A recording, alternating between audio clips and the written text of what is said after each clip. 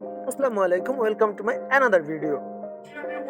আজকের ভিডিওতে থাকছে আপনারা যারা জাতীয় বিশ্ববিদ্যালয়ে অনার্স ভর্তি পরীক্ষায় অংশগ্রহণ করেছিলেন এবং প্রথম মেধা তালিকায় চান্স পেয়েছেন তাদের কি করণীয়, এবং যারা এখনো চান্স পাননি তাদের জন্য কি করণীয়, আর যারা ফেল করেছেন তাদের জন্য কি করণীয়, A to Z নিয়ে আলোচনা থাকছে এই ভিডিও। তো আপনারা যারা এখনো চ্যানেলটি সাবস্ক্রাইব করেনি তা অবশ্যই চ্যানেলটি সাবস্ক্রাইব করে দিয়ে পাশে থাকবেন।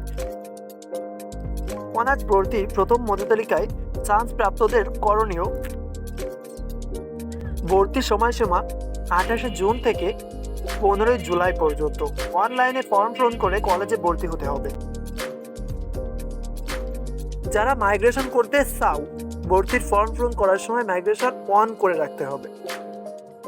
মাইগ্রেশন অন রেখে ভর্তি হলে উপরের পছন্দের সাবজেক্ট আসার সম্ভাবনা রয়েছে।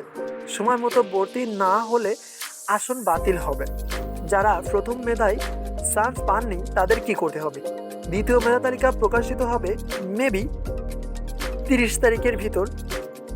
দ্বিতীয় মেধার জন্য পুনরায় আবেদন করতে হবে না, শুধুমাত্র অপেক্ষা করবে ফলাফলের ডেটের জন্য। প্রথম মাইগ্রেশন যারা করবে তাদের ফলাফলও ওই দ্বিতীয় মেধা তালিকার সাথে প্রকাশিত হবে। রিলিজ স্লিপ আবেদন: প্রথম দ্বিতীয় মেধায় চান্স না পাওয়া বা চান্স পেয়ে ভর্তি না হওয়া শিক্ষার্থীরা নতুন করে আবার 5টি কলেজে আবেদন করতে পারবেন।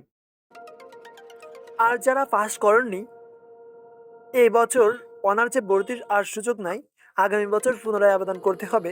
আর না হয় আপনারা ডিগ্রিতে ভর্তি হয়ে যান। 1 বছর মার দেওয়া থেকে ডিগ্রিতে ভর্তি হওয়া বেটার মনে হবে।